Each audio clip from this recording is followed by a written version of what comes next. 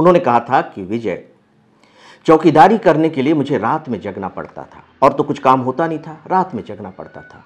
और आईएएस की तैयारी करने के लिए, पढ़ने के लिए जगना ही तो पड़ता है, तो मेरे लिए तो सोना में सुहागा था। हताश न हो, निराश न हो, क्योंकि सिविल सर्वेंट बनने के लिए, इसके प्रिपरेशन के लिए कम से कम धन तो बाधा नहीं है।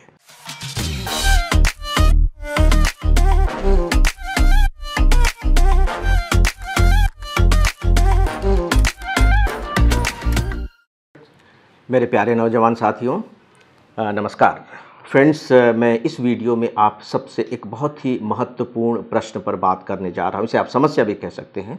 और प्रश्न यह है कि क्या आईएएस बनने के लिए बहुत ज़्यादा पैसों की ज़रूरत होती है? मेरे पास हज़ारों इस तरह के मेल्स आते हैं। यहाँ तक कि जब मैं आईएएस से जुड़े हुए सेमिनार्स वगैरह में भी जाता हूँ तो स्टूडेंट्स पर्सनली मुझसे मिल करके कहते हैं कि सर, हमारे पास तो धन नहीं है, पैसा नहीं है, तो हम आईएएस की तैयारी कैसे करें? तो फ्रेंड्स, आइए देखते हैं कि सिविल सर्विस की तैयारी करने के लिए पैसे कहाँ कहाँ लगते हैं और कितने कितने लगते हैं। आप ग्रेजुएशन कर चुके हैं, ये मान करके चलिए कि अगर सही तरीके से आपने ग्रेजुएशन की हुई है तो बहुत सारी तैयारी तो आपकी हो चुकी है, क्योंकि सिलेबस जब आप देखेंगे तो पाएंगे कि वो काफ़ी कुछ आपके सिलेबस के अंदर कवर हो चुका है जो आप अब तक पढ़ चुके हैं। लेकिन फिर भी तैयारी तो करनी पड़ेगी, क्योंकि बात स्तर की होती है, केवल सिलेबस की नहीं होती। यदि आप जनरल स्टडीज़ की किताबें खरीदें, उसमें एनसीईआरटी की किताबें हैं और साथ ही साथ एनसीईआरटी को सपोर्ट करने के लिए जो दूसरी किताबों की भी ज़रूरत होती है। जैसे मान लीजिए कि एनसीईआरटी में आपने ज्योग्राफी पढ़ ली तो एक और सपोर्ट के लिए किताब चाहिए, ज्योग्राफी आपने पढ़ ली तो और सपोर्ट के लिए कुछ किताबें चाहिए। ठीक इसी तरह से मान लीजिए हिस्ट्री आपने पढ़ा है तो उसके लिए एक दो किताबों की और ज़रूरत पड़ती है। मैंने बहुत लंबी लिस्ट इसकी बनाई है और लिस्ट बनाने के बाद जो मैंने उसकी कीमतें जोड़ी हैं वो थोड़ा सा वेरिएशन देखिए, हो सकता है दोस्तों वो 11,000 से 13,000 रुपये के बीच आती है। और मैं आपको बताना चाहूँगा कि इस कॉस्ट में आपके जो ऑप्शनल सब्जेक्ट की किताबें आएंगी उनकी भी कीमतें शामिल हैं, अगर आप प्री क्वालिफाई कर जाएंगे तो। इसका मतलब है कि अगर हम प्री और मेंस को एक साथ लेकर के चलें और किताबों पर कितना खर्चा होगा तो मैक्सिमम से मैक्सिमम 15,000 से ज़्यादा नहीं है। ठीक है, आपने तैयारी शुरू कर दी, किताबें आपके पास हैं, लेकिन यहाँ एक विकल्प आपके पास और भी है। मान लीजिए कि आप इतना भी बियर नहीं कर सकते तो दूसरे बहुत से उपाय आपके पास हैं। बहुत सी ऐसी लाइब्रेरीज़ हैं, गवर्नमेंट के इंस्टीट्यूशंस हैं जहाँ जा कर के आप पढ़ाई कर सकते हैं। खैर, आपकी तैयारी हो गई, अब आप क्या करेंगे? आपको फॉर्म भरना है। और आप बहुत अच्छे से जानते हैं कि चाहे आप प्री का फॉर्म भरें या मेंस का फॉर्म भरें, कितने पैसे चाहिए? 100 रुपये। और वह भी अगर आप जनरल कैटेगरी से मेल मेंबर हैं तो, अदरवाइज़ तो फिर वो भी फ्री है। प्री के फार्म की कीमत 100 रुपये ऑलमोस्ट फ्री, और मेंस के फार्म की कीमत भी 100 रुपये ऑलमोस्ट फ्री। ठीक है, अब आपको सेंटर में जाना है, एग्जामिनेशन सेंटर में जाना है एग्ज़ाम देने के लिए। आपको मालूम होगा कि अब कितने सेंटर यूपीएससी पूरे देश में खोल चुकी है। तो यूपीएससी ने 79 सेंटर्स खोल रखे हैं, और ये इसीलिए खोले हुए हैं ताकि आप अपने नियरेस्ट सेंटर का चुनाव कर लें। अगर आप नियरेस्ट सेंटर को चुन लेंगे तो आपके आने जाने का खर्चा कम होगा, रहने का खर्चा कम होगा, और प्री में तो एक ही दिन में एग्ज़ाम दे करके आप लौट भी सकते हैं। हाँ, सौभाग्य से यदि आप मेंस में पहुंच गए तो उसके लिए थोड़ा सा आपको दूर जाना पड़ सकता है और वहां जा कर के कुछ रुकना भी पड़ सकता है। कितनी दूर? उसके लिए भी पूरे देश में 27 सेंटर्स हैं, उसमें भी आप अपना नियरेस्ट सेंटर चुन लीजिए। तो कुल मिलाकर के उसमें कितना खर्चा होगा आप जोड़ लीजिए। अगर आप सामान्य तरीके से होटल का कमरा लें, वहाँ जा कर के आप सामान्य स्तर का भोजन करें तो कोई बहुत ज़्यादा खर्चीला तो होता नहीं है। और मज़ेदार बात यह है कि यदि आप इंटरव्यू में पहुँच गए तो वह क्या कहने, मालूम है आपको कि आपके आने जाने का खर्चा आपको यूपीएससी देगी। जब आप इंटरव्यू देने जाएंगे तो बाकायदे आपसे आपके टिकट मांगे जाएंगे और यूपीएससी आपको उतना पैसा देगी। अब बीच में आपके छोटे मोटे दूसरे खर्चे हो सकते हैं, जैसे मान लीजिए कि इंटरनेट पर थोड़ा सा खर्च हो सकता है, मोबाइल फ़ोन ज़रूरत इसलिए पड़ती है क्योंकि आपको सपोर्टिंग के लिए, जैसे यूट्यूब के ज़रिए आप थोड़ी सी मदद चाह रहे हैं, आप विकिपीडिया, गूगल के ज़रिए कुछ सर्च करना चाह रहे हैं, तो रेफरेंसेस वगैरह के लिए, तो उस डाटा का जो खर्च होगा, मोबाइल ख़रीदने का जो खर्च होगा, वो आप इसमें जोड़ सकते हैं। इससे ज़्यादा खर्च आप बताइए कहाँ होगा? रूटीन की लाइफ तो आपको वैसे भी जीनी है, तो उस खर्च को तो जोड़ने का कोई सवाल ही नहीं उठता है। तो फ्रेंड्स, ये पूरा खर्चा आप कैलकुलेट कर लीजिए, कितना खर्चा आता है, और ये रियल एक्सपेंसेस हैं, ये तो करने ही पड़ते हैं, और ये बहुत ही सामान्य से एक्सपेंसेस हैं। लेकिन जब लोग ये कहते हैं कि नहीं, आईएएस नहीं बना जा सकता, पैसे चाहिए उसके लिए, तो उनका जो आशय होता है, वो जो बात कहना चाहते हैं, उनका जो इशारा होता है, वो किधर होता है? बहुत साफ तौर पर कोचिंग की ओर होता है, क्योंकि जो पैसा लगता है वो कोचिंग में लगता है। कहा जाता है सामान्य तौर पर कि 2.5 लाख रुपए तो लग ही जाते हैं। तो क्या सच में ऐसा है? आइए थोड़ी सी इस मुद्दे पर भी अगर हम बात कर लें, तो मुझे लगता है कि अगर इसको लेकर के आपके दिमाग में कोई आशंका होगी या कोई क्वेश्चन होगा, तो शायद उसका सलूशन मिल जाए। देखिए, पहली बात कि ये न तो आईआईएम की पढ़ाई है, न आईआईटी की पढ़ाई है, और न ही ये मेडिकल की पढ़ाई है कि आपको कॉलेज में एडमिशन लेना अनिवार्य है, वहाँ जा कर के आपको फ़ीस देनी होगी और इसके बाद क्वालिफ़ाई करना होगा। ऐसा तो कुछ है नहीं। यूपीएससी कहीं अपने सिलेबस में भी इसके बारे में कुछ नहीं कहती है, और न आपकी जो एलिजिबिलिटी है उसमें इसका उल्लेख है कि आपको ऐसा करना पड़ेगा। अब ये आपके ऊपर है कि आप इसकी ज़रूरत समझते हैं या नहीं समझते हैं। लेकिन मैं यहाँ जो एक बहुत इम्पॉर्टेंट बात है वो आप सबके सामने रखना चाहूँगा। दोस्तों, जो भी कोचिंग कर रहे हैं, अच्छे अच्छे इंस्टीट्यूट में कह रहे हैं, जिन्हें आप अच्छा कहते हैं, जिनकी फ़ीस अच्छी खासी है, ऐसा तो नहीं है कि वहाँ जितने भी स्टूडेंट तैयारी कर रहे हैं वो सब के सब सेलेक्ट हो जाते हैं। हर साल, एक साल नहीं, हर साल सैकड़ों ऐसे स्टूडेंट होते हैं जो बाकायदे सेल्फ स्टडी के दम पर सेलेक्ट हो रहे हैं, और उनकी संख्या काफ़ी है। उनके बारे में बाकायदे यूट्यूब पर आपको पढ़ने को, सुनने को मिल जाएगा, और यहाँ तक कि उनकी रैंकिंग भी बहुत अच्छी होती है। वो सेल्फ स्टडी करते हैं, और अगर आप सेल्फ स्टडी की स्थिति में हैं तो फिर कितने पैसे की ज़रूरत होगी, आप बड़े आराम से समझ सकते हैं। फ्रेंड्स, अगर आप इजाज़त दें तो मैं इसकी शुरुआत खुद से ही कर दूं। मैंने कहीं कोचिंग नहीं ली, और सच बात यह है कि मेरी स्थिति ऐसी नहीं थी कि मैं कोचिंग कर सकता था। उस समय भी इसकी फ़ीस अच्छी खासी होती थी। केवल इतना ही नहीं, मैं अपने एक बैचमेट को बिना नाम लिए आप सबको बताना चाहूँगा कि वे दिल्ली में चौकीदारी करते थे, और एक बहुत ही खूबसूरत उन्होंने एक बार मुझे एक वाक्य कहा था। उन्होंने कहा था कि विजय, चौकीदारी करने के लिए मुझे रात में जगना पड़ता था, और तो कुछ काम होता नहीं था, रात में जगना पड़ता था, और आईएएस की तैयारी करने के लिए, पढ़ने के लिए जगना ही तो पड़ता है, तो मेरे लिए तो सोना में सुहागा था। कल्पना करके देखिए कि उन्होंने चौकीदारी की। आपके दिमाग में एक सवाल आ सकता है कि सर, आप किस ज़माने की बात कर रहे हैं? समय बहुत बदल गया है, अब ऐसा नहीं हो सकता। तो बेहतर है कि आपके ही ज़माने के कुछ लोगों को देख लिया जाए, जान लिया जाए। फ्रेंड्स, मेरे पास एक किताब है, बहुत ही इमोशनल और बहुत ही प्यारा शीर्षक है उसका, माँ मैं कलेक्टर बन गया। राजेश पाटिल की ऑटोबायोग्राफी, राइट। मैं कुछ अपनी तरफ से कहने नहीं जा रहा हूँ। मैं इस ऑटोबायोग्राफी के जो 2 छोटे छोटे खूबसूरत अंश हैं उन्हें पढ़कर सुना रहा हूँ। भूमिका में ये बात लिखी गई है, और इसे लिखने वाले हैं पुणे यूनिवर्सिटी के फॉर्मर वाइस चांसलर। मैं नाम इसलिए बता रहा हूँ कि ये एक बहुत ही विश्वसनीय व्यक्ति के द्वारा लिखी गई भूमिका है। केवल 2 अंश, थोड़ा सा समय मैं ले रहा हूँ। भूमिका का ही सेकेंड पैरा में देखिए कि क्या लिखा गया है, ध्यान से सुनिएगा, बहुत ही इम्पोर्टेंट शब्द हैं, राइट।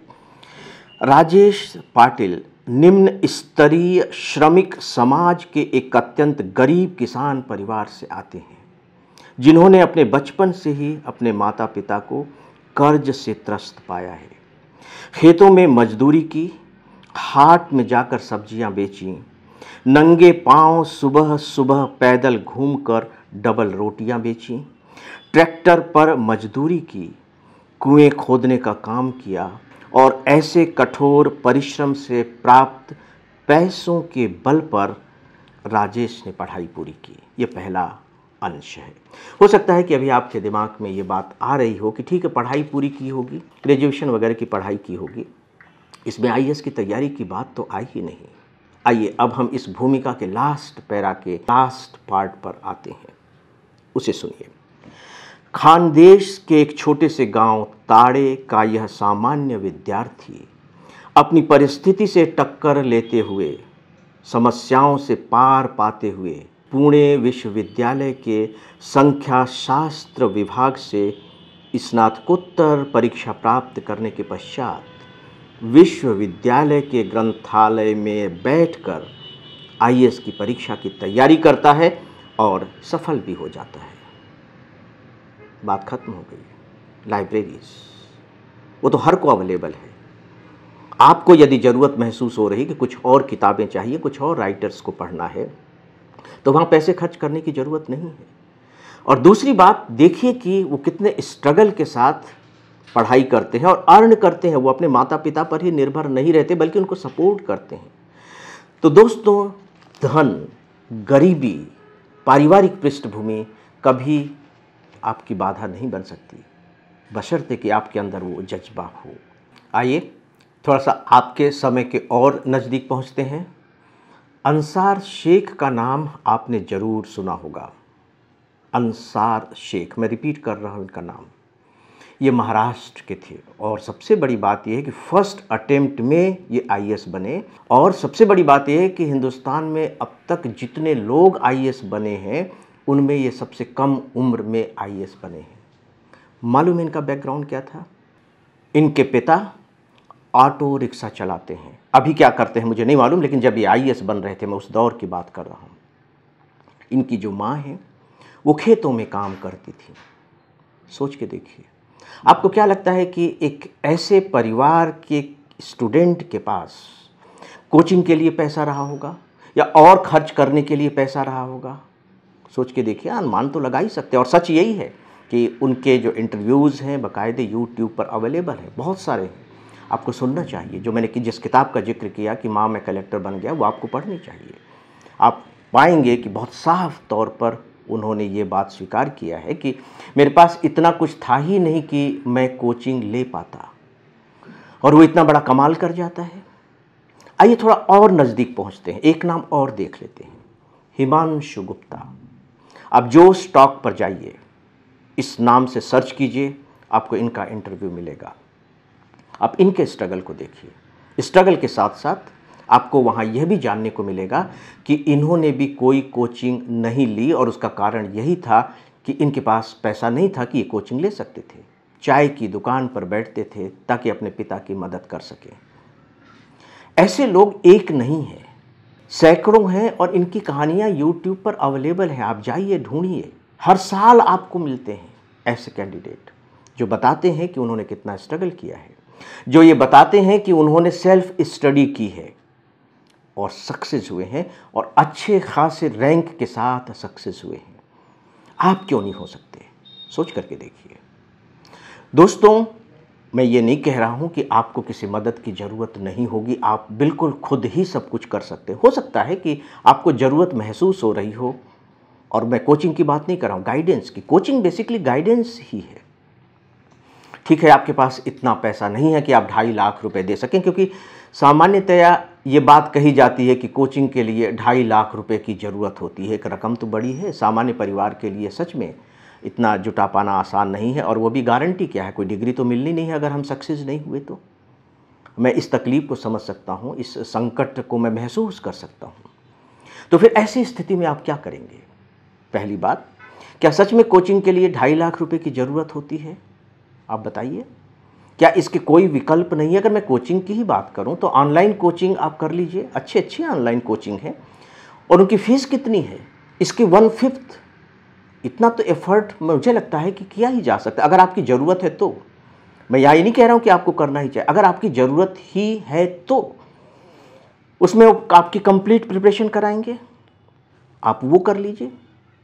सरकारी इंस्टीट्यूट्स हैं, बाकायदे सरकारी इंस्टीट्यूट है, हर स्टेट में है। सरकार बाकायदे ऐसे स्टूडेंट्स की मदद के लिए जो आर्थिक रूप से जो कोचिंग वगैरह एफोर्ड नहीं कर सकते, इंस्टीट्यूट बनाए हुए हैं, आप वहाँ जा सकते हैं, वहाँ कोचिंग कर सकते हैं और दूसरी भी बहुत सारी चीज़ें हैं।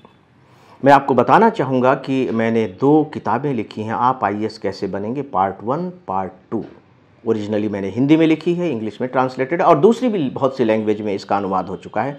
मराठी में अनुवाद हुआ है, गुजराती में अनुवाद हुआ है, पंजाबी में अनुवाद हुआ है, अंग्रेजी में अनुवाद हुआ है और अगर मैं टोटल पेज याद करूं तो 650-700 पेज होते हैं।